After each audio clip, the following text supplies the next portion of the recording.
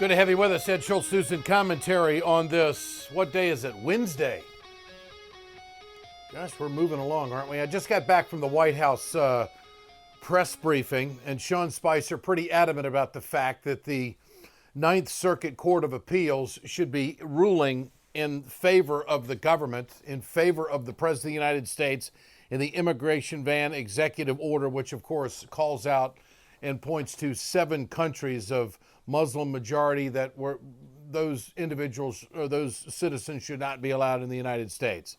All right, so you would think that the White House would sit back and wait, and the president would sit back and wait for the judges. The longer they wait to write their ruling on this, the more furious the president gets. He's speaking to law enforcement officials today, and he just thrashes the 3-panel Ninth Circuit Court of Appeals, the judges, and just takes them to task for, number one, taking so long for this ruling and not understanding how simple it is, and just criticize it. I've never heard a president talk about judges like this. Here it is. If you were a good student in high school or a bad student in high school, you can understand this. And it's really incredible to me that we have a court case that's going on so long. It was done for the security of our nation, the security of our citizens, so that people come in who aren't going to do us harm. And that's why it was done. And it couldn't have been written any more precisely. It's not like, oh, gee, we wish it were written better. It was written beautifully. I listened to lawyers on both sides last night, and they were talking about things that had just nothing to do with it. I listened to a panel of judges, and I'll comment on that. I will not comment on the statements made by certainly one judge, but I have to be honest. Well, he didn't back down at all. The president went after the panel. If these judges wanted to, in my opinion, help the court in terms of respect for the court, they do what they should be doing. I mean, it's so sad. They should be, when you read something so simple and so beautifully written and so perfectly written, other than the one statement, of course, having to do with he or she.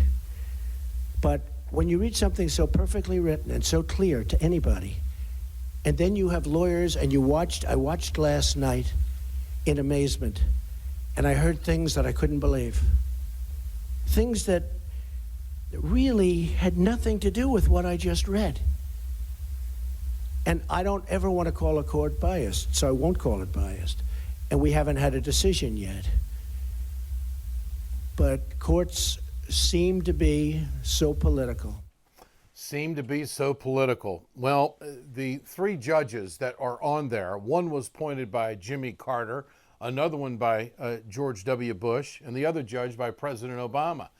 And I watched it last night and listened to it as well, and I thought the judges were aggressive. There's no question about that. Their tone was pretty aggressive. And I think that their mission was to really get to the teeth of what the executive order is supposed to do and how slamming it can be to individuals who are critically innocent. And so, but to say a bad high school student won't understand this really impugns the intelligence and the integrity of the judges, who I'm sure have worked awful hard and been professionally respected throughout their careers. Do they deserve that by the President of the United States? I think it was a bridge too far. Sean Spicer took a different approach today, talking about law enforcement. He recognizes that there are so many people out there putting their life on the line to protect this country, and to make sure that we understand the threats, and that it is his job and his obligation to do everything within his power to take that information and do what he can to protect the country. And so, just to put a pin in it, I just want to be clear. While we may not face an imminent threat today, we don't know when that next threat comes. Is it next week? Is it next month? Is it next year? But the president wants to get ahead of the curve and make sure that we're not talking about what we should have done, but taking every step necessary to make sure that it doesn't happen. All right, I want to visit with Ani Zonneveld right now. She is the founder and president, Muslims for Progressive Values. Ani, nice to have you with us today. Hi, Ed. Thank you. What's your response to what you heard from the president today, going after the judges? He's really he's full of himself, the president is, and I think I think he's insulting the high school students' intelligence even in the way he's disparaged the judges. I think even high school students have more intelligence and more strategic thinking than the president has in the way he has rolled out this executive order. And that's, if he is really, like I've spoken about this before, if it's really about security, he would have gone about it in a completely different direction on the basis of security rather than nationality or religion, for that matter. What do you think's going to happen? Well, I'm really curious about this extreme vetting, right? What does that mean? What does this entail? And I think this initial executive order is a test for potentially what can happen down the line. And the fact that we've had such a pushback by just your average American citizens and people demonstrating in the streets and at the airport, and the pushback by the states and by ACLU and by many, many other entities that have filed suit is actually really a relief as myself as an American Muslim. And it gives me comfort to know that I do have lots of allies on our side on this matter, on our civil liberties.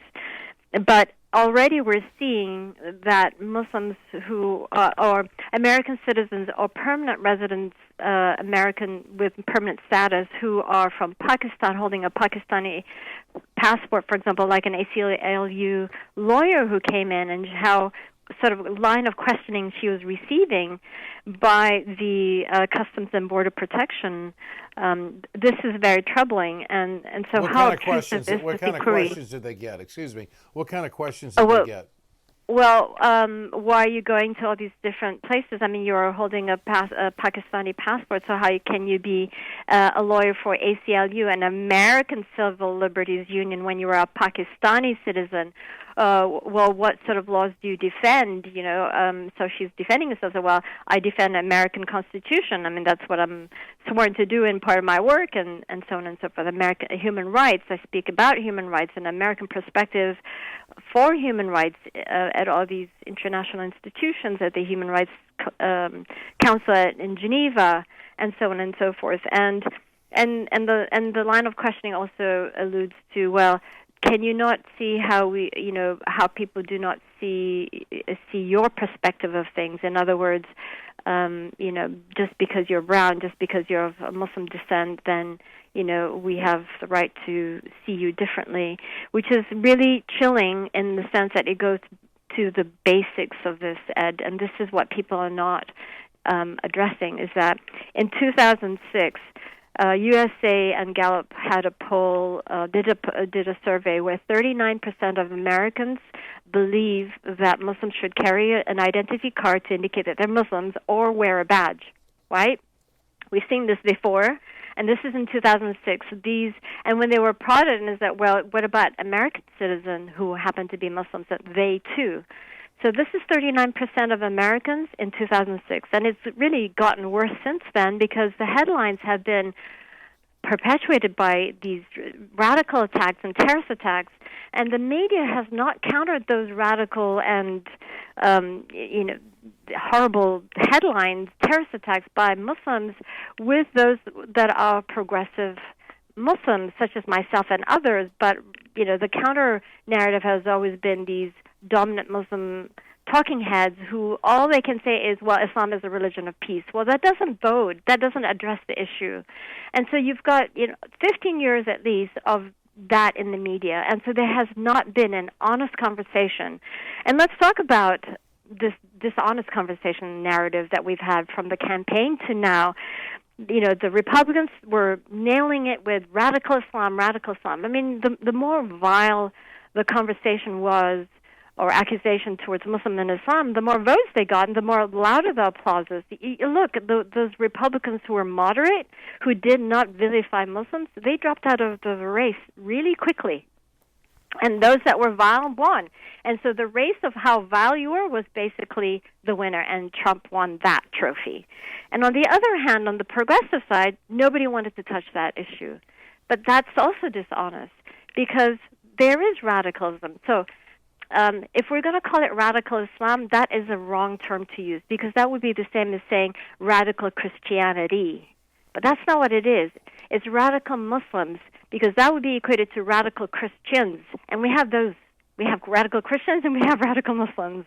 And that is what the conversation should be about. We have to address those issues in the most honest way, and that has not been addressed, and that's why we have this perpetuation of anti-Islam, anti-Muslim sentiment, which feeds into what Trump has, very strategically done to win his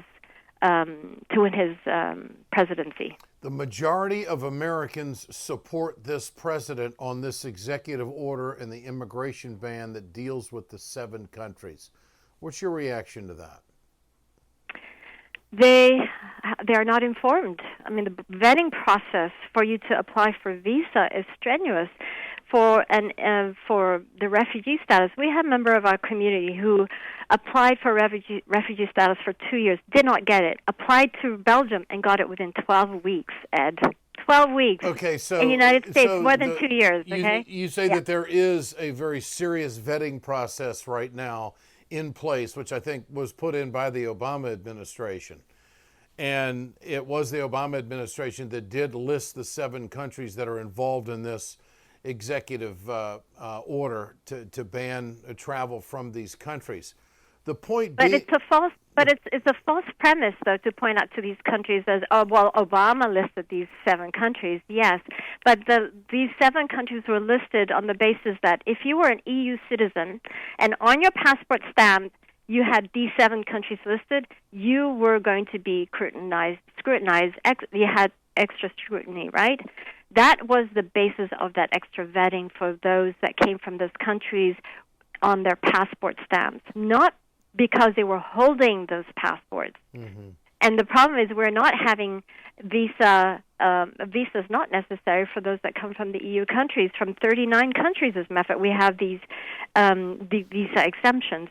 That would have been the way to go if you're really talking about security of America. If you are going to apply for visa, if you are going to apply for a visa to the United States, so we had an imam from Burundi that we wanted to fly into the United Nations to speak at the UN in New York, and it cost $90 to apply for the visa. Now there is no U.S. embassy in Burundi, so he had to go to a neighboring country in Rwanda. Mm-hmm. So he had to pay for his travel expenses, put the $90 for the application process, and have to book a hotel because he had to stay there for 3 days because, they make you wait, right? So all these expenses, and I swear to God, by the time you're done with the application process, the U.S. government knows more about you than your loved ones. It's so detailed. And, of course, he never got that visa, and he never got to come to the United States to speak against radicalism in his country. The Trump people, and not that I subscribe to this, but the Trump people point to what has unfolded in the Middle East and the immigration problems that Italy has got, Spain has got, Germany, of course, and the entire European Union and what they're dealing with right now. And many people think that this is a knee-jerk reaction by the president, that he wants to get ahead of it, and he thinks that the country is going to be safer. What do you say to that, that the country would be safer if this ban was put in place, that they will come back and say, well, we're living in a totally different world right now, and we can't be safe enough, we can't vet enough. Well, what's your response to that? Well, the response is America's is very different from the EU, and they're not. These immigrants that are coming to the U.S. are heavily vetted. I mean, it is gone through that vetting system. And not vetted like that in the European Union, and not vetted like that. No, they're not. Yeah. There is a difference. No, absolutely not. They're much more lenient, and people are just landing in Europe by the boats. Yeah, it's false equivalent. It's a false equivalent. Yeah. It's a completely false equivalent. And I mean, anyone with some sense of rationality can make that distinction. But the problem is the prejudice is so strong, and it has overwhelmed the rationality. Mm-hmm. Okay. Unfortunately. Ani Zonneveld with us. She is the founder and president of Muslims for Progressive Values. Tell us about your organization. We were founded 10 years ago, and our advocacy is for human rights. We are a grassroots human rights organization that embodies social justice as rooted in the Quran. And so we challenge human rights abuses in the name of Sharia law in much of the Muslim majority countries. And here in the United States and in Western countries where where Muslims are the minorities, we challenge against Sharia law and human rights abuses, against misogyny, against homophobic teachings. We challenge blasphemy laws. We really are the response, or we've been fighting this radical theology for these 10 years. But unfortunately, nobody's paying attention until ISIS came along. But that's the kind of work that we've been doing, using the Islamic human rights language to defend and uphold human rights for all. When you hear the President of the United States say the other day that we will defeat you, radical Islam, what do you, as a Muslim, what do you think when you hear him talk like that in such definitive terms? Well, he's quite clueless. As the definition of radical Islam, you can't, religion can be radical, but it can also be a source of inspiration and good works. And we're seeing the bastardization of Islam by Muslims.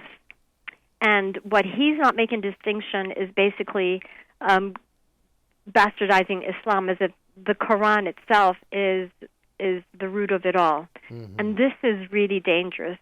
And so therefore all adherents to Islam, to the faith, are therefore vilified, are therefore dangerous, are therefore needs to be marginalized and checked. Okay. And so we are coming to the point, for me as a Muslim, when I look at the American political seasons, it is really sad, because not even the Democrats haven't been very good about defending Muslim rights. Hillary did a good job, and Bernie did, but prior to that, it was really sad. I mean, Obama didn't.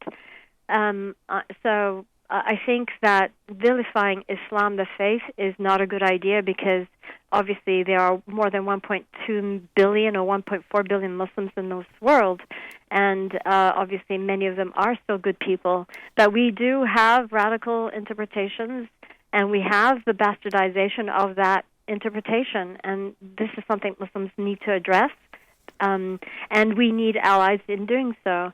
And so demonizing Muslims, regardless of where you stand, is, it's a false start. Okay. And it doesn't make America safe. Annie Zonneveld, your website, what is it? What's your website? It's MPV, Muslims for Progressive Values, mpvusa.org. Okay. Thank you, Annie. I appreciate it. We'll do it again. Thank you. Thank you, Ed. All right, bye. You bet. Ed Schultz, News and Commentary. We're back tomorrow.